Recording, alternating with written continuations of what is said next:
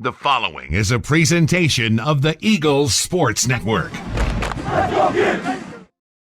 Hello and welcome to episode 12 of our podcast, Mossy Creek Conversations. I'm the voice of the Eagles, Adam Cavalier. Pleased to welcome into the program an All-American, a two-time All-Region performer, and a two-time All-SAC performer. He is the newest member of the Edmonton Eskimos football team in the CFL. Darius Williams, former Carson-Newman safety.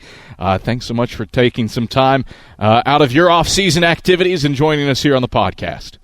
Yes, sir. I appreciate you, Cav, for having me. Man, what a journey for you and really for your entire senior class. A loaded senior class out of that 2019 football team that graduated in 2020 and just so happened to graduate in the middle of a pandemic. You thought when this class graduated there would be some pro football looks of some sort. And because of the nature of the pandemic, not just Carson-Newman, but I think there were only 4 FCS guys drafted in last year's draft class, let alone D2 guys. That wasn't a thing. Give me a sense of the process and the patience required to wait nearly a year after graduation to live the dream and get to be a pro football player. The whole journey has been a long and hard process because I remember playing Limestone, and then the day after that is when I got invited to the Shrine game. So I'm playing the game, just having fun, not even thinking about anything. Then I tear my ACL, and then that hindered my my draft process a little bit, kind of lowered my draft stock from where it was. So then I tore my ACL, getting invited to the Shrine game. That's actually the Shrine game is probably what I've been looking for my entire life because it's in St. Pete, where I'm from. So since I was in elementary school, going to the game to Tropicana, wishing that I could play in that game. And unfortunately, I didn't get a chance to play in the game, but I did get an opportunity to talk to some NFL scouts in the process while I was there. It helped out a little bit. It helped out. Didn't really do too much for me because of the ACL. I didn't get a chance to perform in front of the scouts because I'm a Division II player. They want to see me in front of SEC and ACC type of caliber type of players, and just going through that journey and then tearing my ACL, hopefully still getting an opportunity to go undrafted. Going into the process, a lot of teams were calling me. So going into the process, I was hopeful. Going into the draft, I was hopeful. And as the draft comes, day 1, obviously, day 2, day 3. Day 3 goes on, I don't get picked up. And then after the draft, usually have an undrafted process where teams get to pick up people they want to sign to the team, and they'll be undrafted free agents. And going through that process, I remember the draft was over. I'm like, man, I'm hopefully get picked up. Like, I'm excited. And as that goes on, nothing happens. No phone call. Well, actually, I got some teams call me, but they were just saying if a player goes down in training camp, then they'll call me up. But as that happened, nothing really happened. So I was pretty upset. I thought my football career was over with. I thought it was because I was just so down on myself. I thought that I'd never get a chance to play again. But a couple of days later, 2 of my homeboys, Tishim and Tony Jones, came over. Tony Jones got picked up from the New Orleans Saints, and they came over to my house and they were like, just pick your head up and just keep grinding. That's what they came over and told me. They gave me some positive tone, so that helped out a lot. And then that was like April of last year. Mm-hmm. And then ever since, I've just been working out, hopefully getting a shot, hopefully get an NFL team will pick me up, and it never happened. So I'm just talking to my agent like, what's the next thing that we think we could do with this? And then he's saying basically go to the CFL and work your way up from there, which is no problem with me, just grinding my whole life. So I don't have a problem going to the Canadian Football League and showcasing my skills to hopefully be able to move on to the next level. You kind of alluded to it, but some hard emotions to be had, not just for you personally, but given what the world was going through at the start of a global pandemic. How did you manage those in those darkest hours? It was bad times. I was Usually I would just stay up at night, just mad at the world, mad at everything. But one thing that definitely got me through it is God just praying. I've been praying on this praying on this the whole year. Just God, just hopefully something will come through and I get an opportunity to hit the football field again. And I've been blessed with the opportunity to go to the CFL, and that's just a positive tone. And I just thank God for the opportunity for me to be able to go to the CFL and be able to showcase my skills again. How impactful were your coaches at Carson-Newman, your family, in setting you up with that basis to work through that? It's been very influential. Coach Slade, Coach Turner, Coach Goss, Coach White, Coach – I can even go back. Coach Waits, Coach Revez, everybody, man. Coach Hustle. Just people that's always been in my corner just helping me just because, coming from a small high school to a small Division II school, and I'm already 5'9", so all the odds are stacked against me. So you just got to keep grinding. They've always helped me in the film room or anything I need to do. And my family, they've been with me in my corner this whole time, just encouraging me to just keep going and keep pushing. And I just thank them for always being in my corner and helping me through this process. But I would always say that my coaches and family have been very influential in my this whole journey. I'm really excited to have you on because it means your mom comes back into our Twitter reactions. And that's something I've been missing for the last year. She's always on Twitter trying to repost or retweet something. I see you. Yeah, I do. It's been great since 2016. Is something with Darius or Carson-Newman football's coming out? Yeah. Oh, yeah, she's going to retweet it or do everything. How much of an influence was she in your life and this journey to the Great White North that you're about to embark on? Huge. When I tell you, since literally, she would be on getting Gatorades for everybody. Just everything that I've been involved in, she's always been a part of the process and more. Just making sure I'm on my studies and education, and just she doesn't know too much about football, but she likes to coach me up and try to show me what I'm doing wrong, and she likes to coach me up. But I love her, and she just does everything and more for me, and I'm just blessed with having her in my life, and I'm just real thankful for her. What's the one thing that she's tried to coach you up on that she's been right about as it pertains to football? My pops always tells me that he knows everything about football. So I listen to what he says on the football aspect. So he's like, just make sure you get out your brace quick, because the quicker you get out your braces, the more opportunity to make a play on the ball. And she's always like, yeah, you gotta get out your brakes and you gotta get quick and you gotta get out. You gotta do a little bit faster. That's not to my liking. I'm like, oh my God, Mom, what are you talking about? And she just pretend like she knows everything. So I just let her talk, and I'll be like, okay, yeah, go ahead, Mom. I mean, here's the thing, Darius. You have to accept at this point, moms do know everything, whether you like it or not. So exactly. So I would just be like, you know everything. So just tell me whatever you know, and I'll go from there. I want to go back to that Limestone game. Crazy game in and of itself. Carson-Newman jumps out to a big lead, blows the lead, and then Tyler Thackerson drops an absolute dime to Romaine Kelly to save the season. I don't remember when you exited due to the injury, and I don't think at the time we knew how serious it was. What do you remember about that game and the emotions of the roller coaster of the game itself while dealing with an injury? Well, during the game, we're all just out there having fun, just running around making plays. And when it happened, it was one of our play calls. I wouldn't say the play call because I want Coach Slade too mad at me. So it was basically I was an outside linebacker, and then I read the run. It was actually a play action, so I'm running up to the running back, and then it's a play action, so I'm trying to drop back in coverage. And as soon as that happens, my knee just gives out on me. I'm like, I've never had a serious injury in my entire life, so I was just like, I didn't know what was going on. It gave out on me, and it was just real painful. I was just screaming, and the play is still going on as I'm on the ground, and I'm like, what is going on? And I see Mike and the trainers running on the field, and they were saying they didn't even know what was going on too.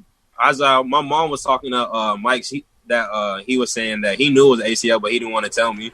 But at the point, I'm like, oh yeah, I can get back on the field. Like we're in the tent. He's looking at my knee, and I'm like, oh yeah, let me get back in.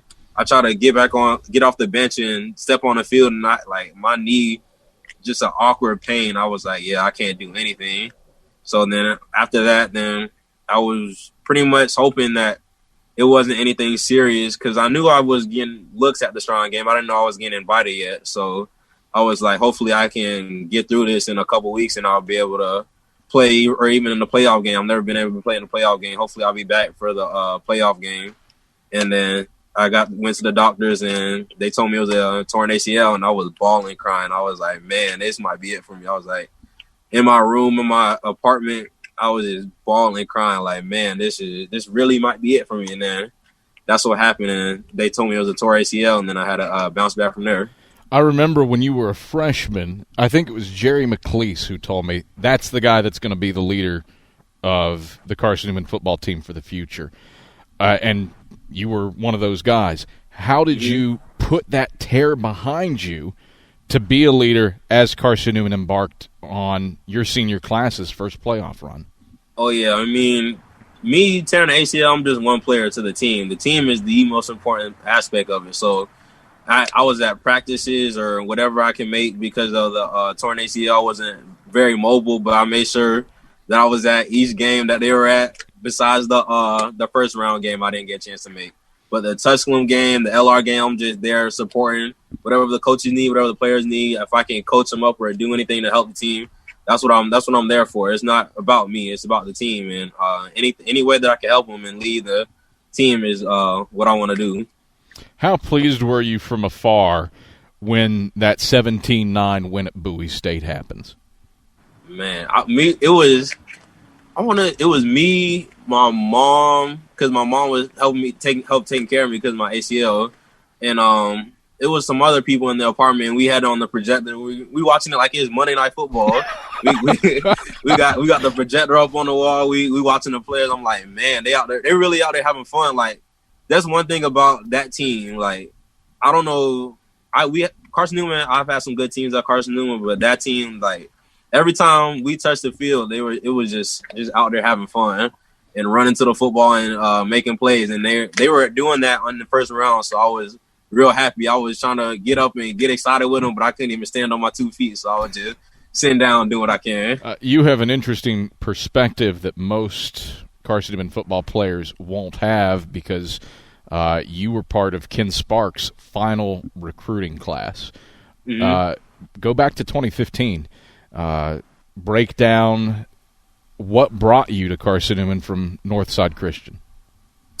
Coming out of Northside, I didn't really get too many looks. I had a couple of Division I schools that were looking at me. They didn't officially pull any offers, so I waited on those, and nothing really happened. So I was left with 3 schools. I was left with Carson-Newman, West Florida, and Florida Tech. And I remember Coach Rivez came to St. Pete and Northside.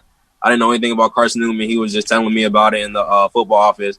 He was like that they wanted me to take a official visit to Carson-Newman. I was like, yeah, of course I'll take it in. Me, my mom, my dad, we went to Jefferson City, Tennessee. Never heard of it. Didn't know anything about it. I'm used to big cities and everything like that. Jefferson City, you know, it's a very good town. It's a lot smaller than we used to, but it was a real good city. And we get there and I see the KSEC. I'm like, man, this is actually a really good school. Like, as a football recruit, you come to Carson-Newman, that's the first thing you see is the KSEC. Like, Division II schools don't really have a facility like that. So you're like, wow, that looks really good. Then you get in there and they take you through the whole tour of the campus and the football facility. And then at the end of it, Coach Sparks, before that, I wasn't sure what I wanted to do. I was talking to my parents beforehand. I think I just want to go home and contemplate and figure out where I wanted to go because I took a visit at Florida Tech, but I didn't take a visit at West Florida. So I was just telling them that I wanted to wait a little bit and see what was going to happen. And then Coach Sparks, there's a football meeting at the end, like with all the recruits. Coach Sparks brings me and my parents out, and he's like, what it is, Bo? Like, you know how he is. He's like, what it is? I'm like, what do you mean? He's like, so you gonna commit? I'm like, in my head, I'm like, damn, you want me to commit like right now? And he was like, yeah, I want to hear what you wanna say. And then we prayed over it. And then my parents, and then we go outside the office, and my parents were like, to be honest, I really like this school. I think you should commit. And I was like, I'm not sure, but then we prayed over it again, and then I feel like God this is the school that God wanted me to go. So then I went back into the office, and I was like, I'm officially committed. And then Coach Sparks was happy. You know, he's like, his life is kind of like a cry. So he was happy, and my parents were happy. So it was a good moment. Just how impactful was this place on you? I know you're fresh out of it, but for the little bit of time that you've had to reflect post-graduation, just how much does Carson-Newman mean to you? Carson-Newman means a lot to me, you know, because it's given me the basis of my football career, my education, and I have a lot of lifelong friendships from Carson-Newman too. And I just I think highly of Carson-Newman because of what has happened so far, and then just going back on my basis of Carson-Newman and what they preach on and what Carson-Newman stands for. It's a really good process for me to go to Carson-Newman, and they actually gave me the opportunity to play football and gave me the offer there, and I'm always be grateful for that, and thankful for all the people that I met there and everything that has gone there at Carson-Newman. Got to play under Ken Sparks, and then witness the transition to Mike Turner being head coach, and we'll get into a little bit later. Mike Clowney after that, but Sparks to Turner.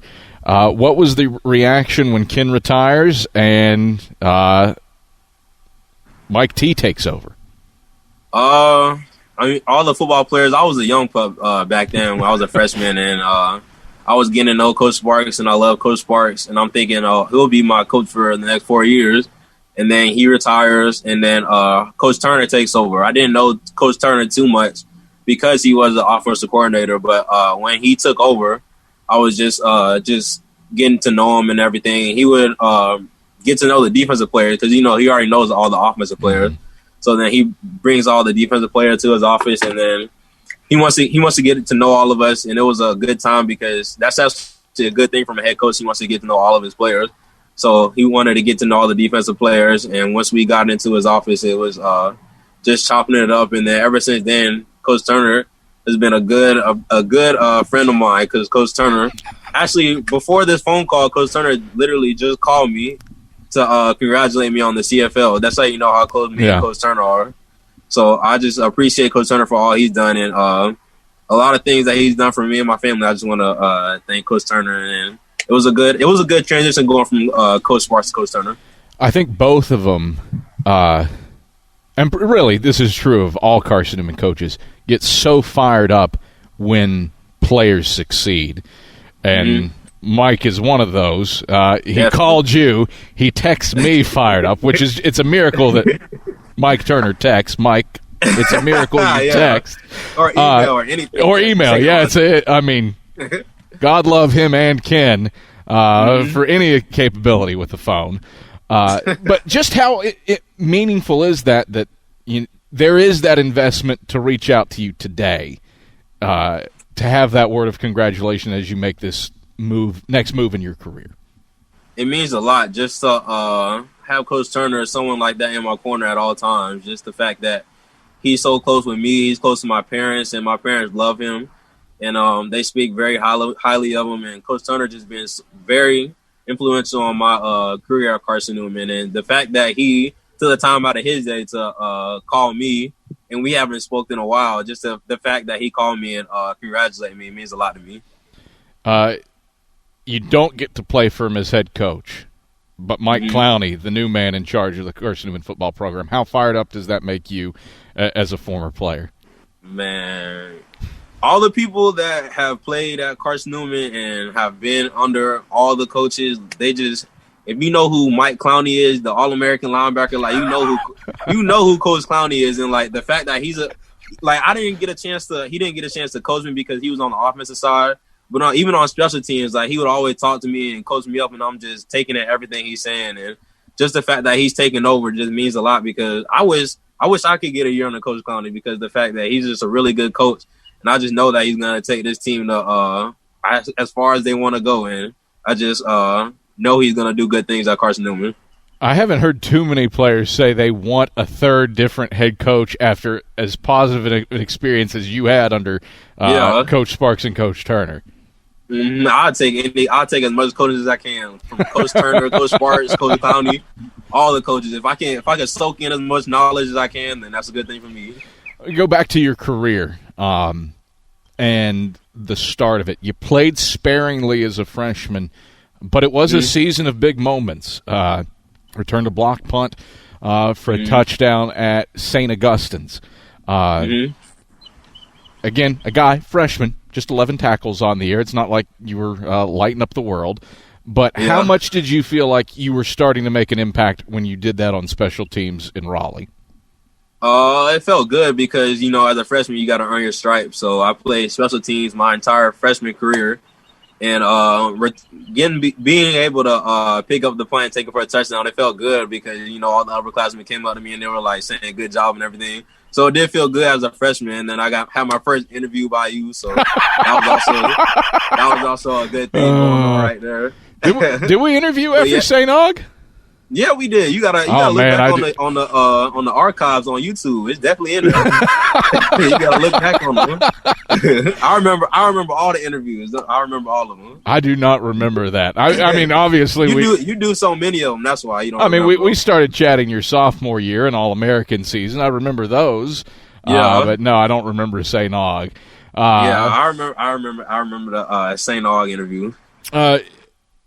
The star safety on that 2016 team was Jerry McLeese. He was an All-American.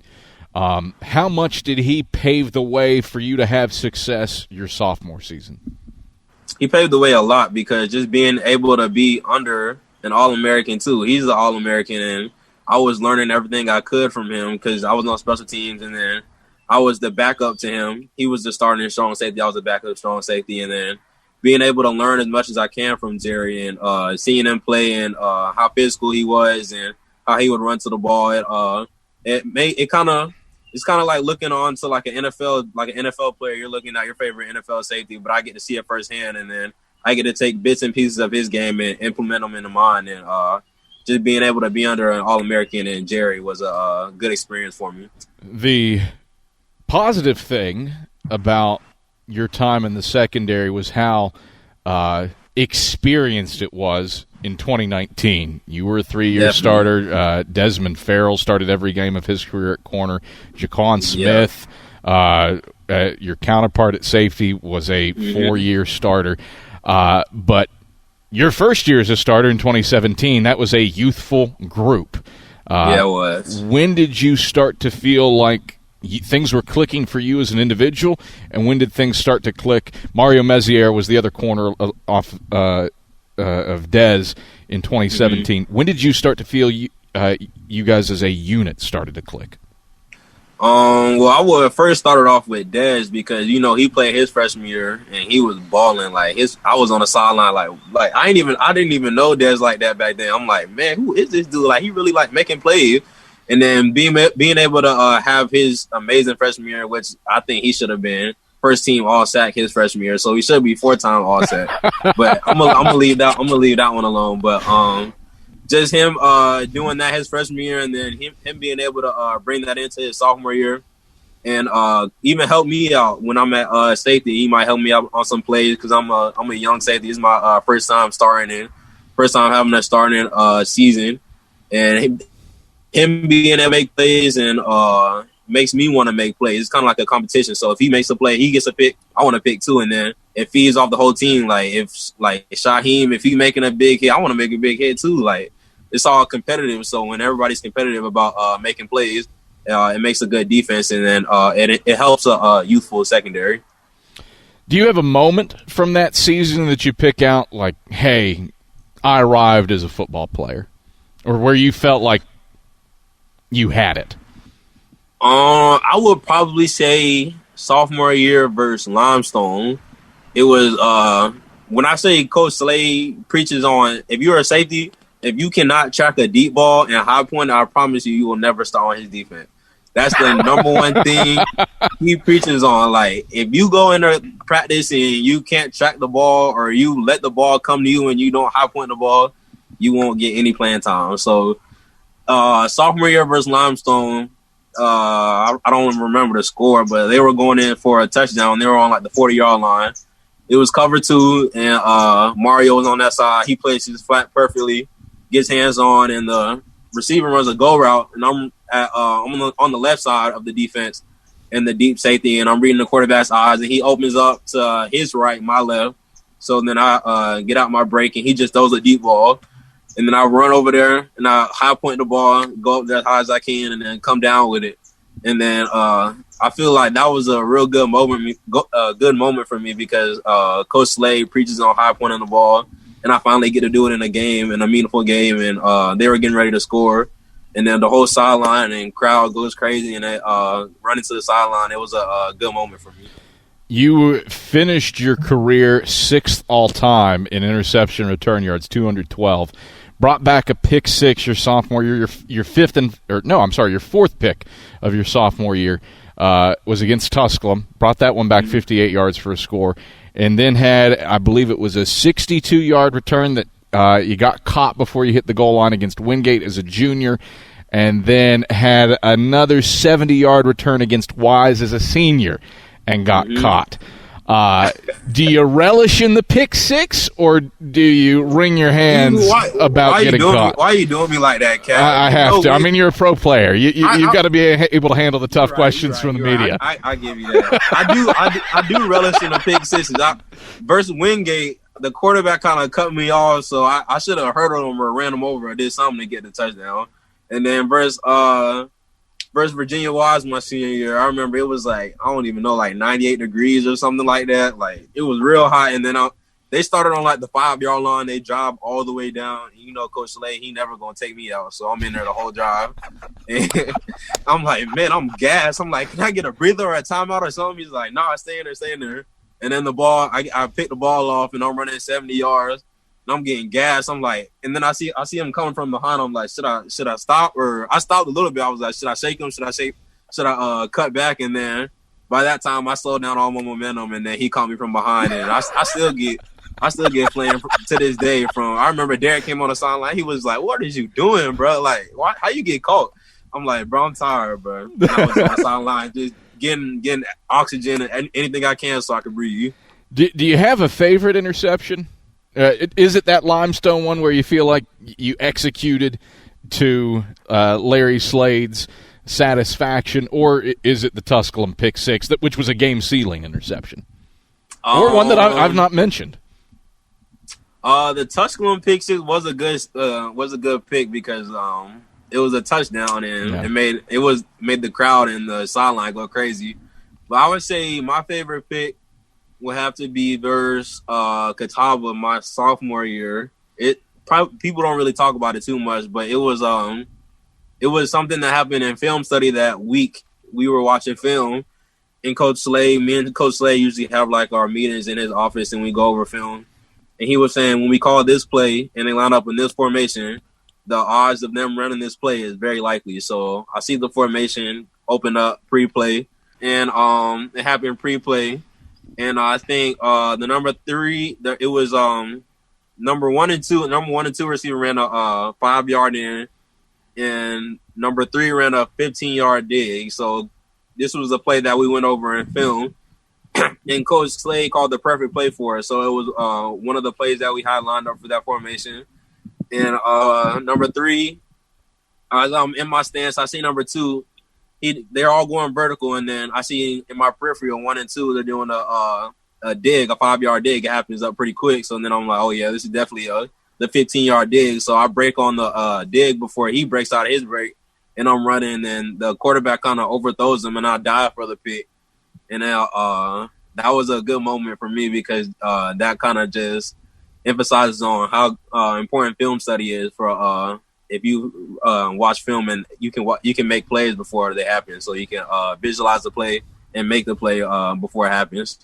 What does that say about your prospects as a professional player?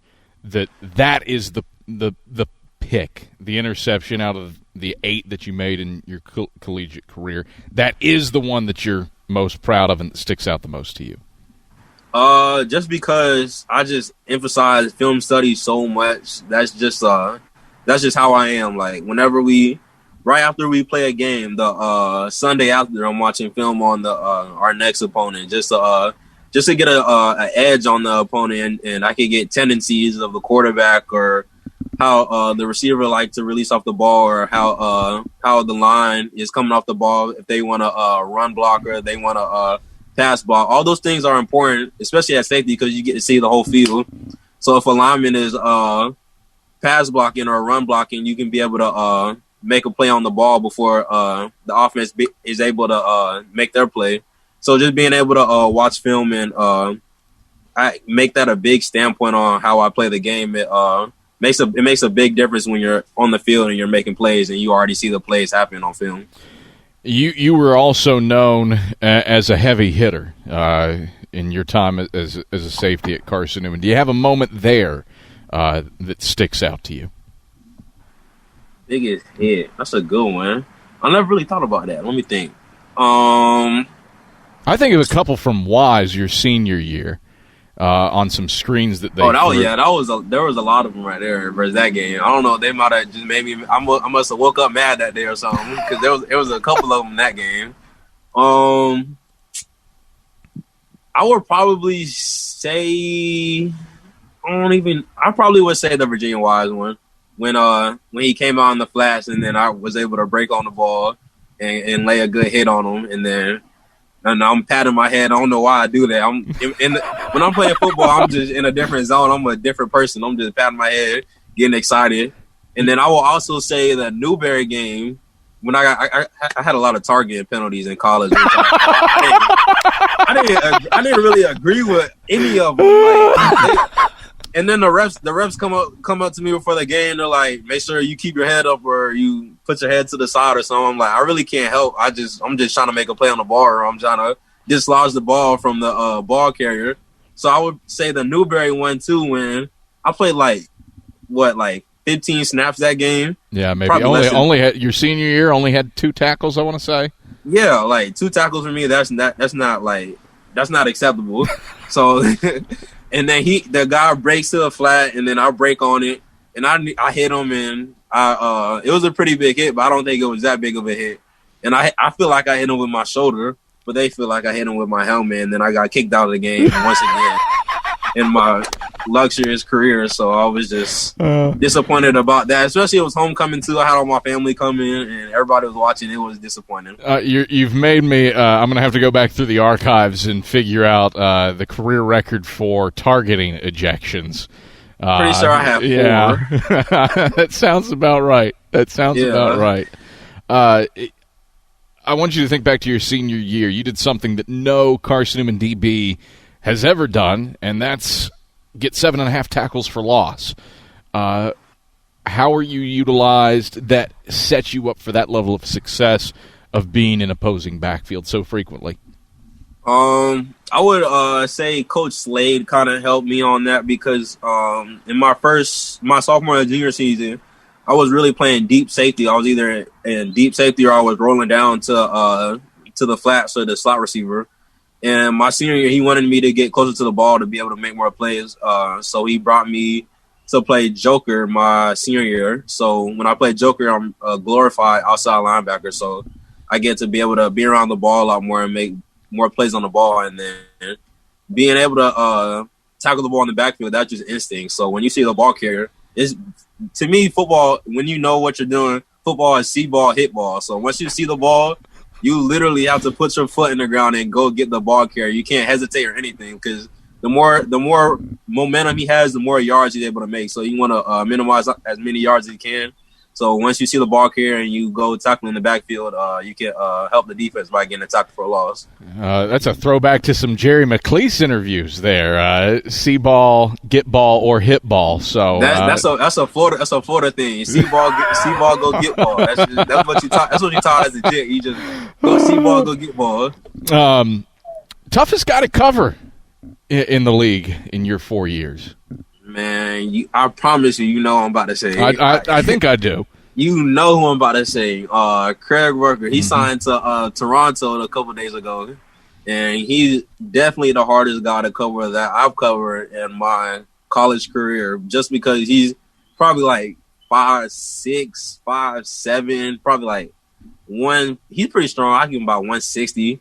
But when I tell you, like, when he lines up in the slot, like, you have to be on your P's and Q's because he will make you look silly, especially in the open field. Like, if you're not taking the correct angle, he will put you on the ground and make you look bad. Like, if you watch his highlights, you can see why I say that. He's definitely been the hardest guy I had to cover in my college career. Are you able, in those moments, he and Des Farrell were in a chess match, it felt like, at Mars Hill in 2019. Are you able to sit back and appreciate it all, that sort of one-on-one matchup, or do you have to just be that locked in? I do appreciate it because, like, just the fact that Des got majority of the snaps and then I got to be able to snap because I was more in the box. But just to have your coach have the confidence in you to line, the defensive coordinators know what they're doing, so they want their best player on the opposing team's best player. So just the fact that Coach Slade had the confidence to put me and Dez on Craig was it's a testimony to how you work and what you do in the offseason to be able to put in those reps. And Dez is probably, I wouldn't even say probably, he's definitely the best cover guy corner that I've ever seen in my life. So Dez got, I would say Dez got the best of Craig in my opinion. You look at Mars Hill and the receiving cores that they've had through the years. Rucker normally had a pretty good running mate. Keyshawn Taylor was typically the guy that, was going to draw some level of attention. But to do what he did his senior year, where he is far and away the top target, what does that say about just how difficult it was to cover him? You can just watching this film, like, when he plays any team in the SAC or any team in Division II, he's putting up, 200-plus yards a game. Just the fact that he's doing that, and we got to minimize him a little bit, but I'm pretty sure – do you remember what his stats were that game? I'm pretty sure he still went for over 100 yards. But that's what I'm saying. I have to – let me confirm it. I should have had it at the ready. But, yeah, keep going. All right, so just having a guy like that and he's still going crazy, just the fact that you want to, as a what do you do? 15 for $199 and 3 touchdowns. He had 3 touchdowns on it. Oh my god! So exactly, like he had. What was it? What was the score of that game? Carson-Newman won 48-21. See, like if you take as a defense, if you take away their best player, you want to take away their best player and have them beat you with something else. Obviously, he had 3 touchdowns, but the fact that those were the only touchdowns that they had, and our offense was able to put up 42 points, and we minimized all the other scoring, it shows the fact that if you do your job, man, good players are always going to make plays. Like, if you're a good player, you're going to make plays regardless. So if you can minimize their success, then you can have a good success on defense. When you go to the playoffs, you typically want to face somebody new, just, for the experience of things. And now here you are going to the next step in your football career, and it feels like, you get to play LR again. Merry Christmas. It's this group again. You get to face off against Craig Rucker again in your pro career. Does that excite you, or is it, man, I had my fair share of this guy for 4 years, and here we go again? As a competitor, I love the competition. I want the best of the best every time I line up on the field. But just as a fact of being a success in your personal endeavors and the team you're on endeavors, you wouldn't want to go against a guy like Craig because he's a great player. But me personally, I love the competition. Being able to play against him again and line up against him again, it makes me excited. It makes me ready to get on the field again. He's not the only elite receiver in the CFL. Another guy that you're pretty familiar with, Dorian Miller, former Carson-Newman receiver, had a cup of coffee in the league with the Philadelphia Eagles. He just signs a contract with the Calgary Stampeders. How exciting is it to enter professional football and there be another guy that has some orange and blue in his blood going to be in the same league on the other side of the ball from you? It's really good. Just the fact that we're Division II players getting a chance to live out our dreams and play professional football is amazing. And the fact that I get to play against Dorian, I was young when he was there, and he graduated a couple of years ahead of me. And being able to watch him play, like every time, I can pretty much say every time Dorian touched the ball, he was going for 6. It doesn't matter if it was a slant or a Derek was hitting him on a deep ball. Every time he touched the ball, he was going for 6. So that just shows how good of a player he was. And the fact that I get to play against him in the CFL is an amazing thing because brings more exposure on Carson-Newman and makes us good as players too. Take me through the process of getting this contract. After all this time waiting, what's it like that it's here?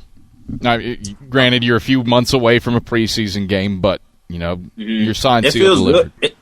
It feels good just to get it out the way. I know I was talking to my agent, and he was saying that he wanted this was the best option for me to do. There was a lot of options that we weighed out, but this was the best option for me to sign a CFL contract and be able to showcase my skills again and get some professional film. And this was the best thing for me, and I just feel like it feels good to just get out the way. Just to be on a team, it feels good. It's better than just waiting and contemplating on what's going to happen in the future. Now that I'm on a team, I can just get into the film room and get to my coaches and put my head down and grind and just get ready for the season. What's the biggest piece of advice you'd give a current Carson-Newman football player who's in the same shoes that you were in 2016? I would say just don't let anything discourage you and grind. Just the fact that you're at Carson-Newman, it's a Division II school, it's small, but the fact that if you really want something, you'll do anything to get it. So if you wanna perform well, you'll watch film, you'll listen to the coaches, you'll do anything that they say. If they just want you to play special teams your freshman year, you'll go out there and do it. Just the fact that you're doing what the coaches want you to do and you're helping the team out and you're putting in your personal endeavors aside for the team and just being able to do what you can for the team. And I would probably say just grind, just work out and just off-season training. If you want to do what you can for the team and being able to train as hard as you can and grind it out for yourself, because a lot of people are going to count you out just because you're at a Division II school. A lot of people don't really know too much about it, but I would say that if you're good enough, they'll find you. Just the fact that if you're making plays every weekend, it's going to shine a light. And the fact that you do a great job of letting people know how good Carson-Newman players are, and you're always on Twitter and letting people know how everyone's making plays. It's good exposure for the players, and then if you make a good play, everyone sees it. And if you're good enough, then the scouts will find you. So I would just say to just grind it out and have fun and do whatever you can to make plays. Probably fair to say, too, that Carson-Newman's coaching staff is going to put you in a position to where if you are where you are now, you're in a position to succeed. Definitely. I would definitely say that. Like, just being on the defensive side, Coach Slade, as a defense, if you're a ball player in Coach Slade's defense, you're going to thrive because he's going to put you in the position to make the play. And it's up to you if you want to make it or you don't or whatever you want to do. So if Coach Slade puts you in the right defense and the ball comes to you, it's up to you if you want to make the play. If you make the play, then that's on you, and you can make the play and make the defense look good and make Coach Slade look good. I mean, Coach Slade already looks good. I mean, just, hell yeah, Coach just Slade, in his level of existence. I mean, he doesn't need much help. We don't want to go back to the Bowie State picture. Well, flash that up. Kill me for that one. I'm gonna flash that up right now on the YouTube video of it, and we might just put it up. We might just make it the header for the story on CNEagles.com. Let everybody see him how happy he was after the game. I mean, he was fired up. Who can blame? I mean, I know he was fired up. You hold Hall and Company, an elite Bowie State offense, to just 9 points. Their season low I know he was dancing on the sideline. He always be dancing. What's his best move? I mean, I ain't gonna do it for you, but that's fine. I'm not asking you to do it. All my defensive players at Carson-Newman know what he does. He just he just kind of runs in motion on his toes, and he just starts screaming. Like, they know what I'm talking about. They know exactly what I'm talking about. Darius, that's a fantastic note to end on it, and why everybody should want to play for Larry Slade. Darius, again, congrats. Very excited, very proud that you are the newest member of Edmonton's football team and joining the CFL. Oh, I appreciate it, and I appreciate you having me on the show, Cal. That is former Carson-Newman All-American Darius Williams. I'm Adam Cavalier, the voice of the Eagles. This has been another Mossy Creek Conversation. Thanks for watching.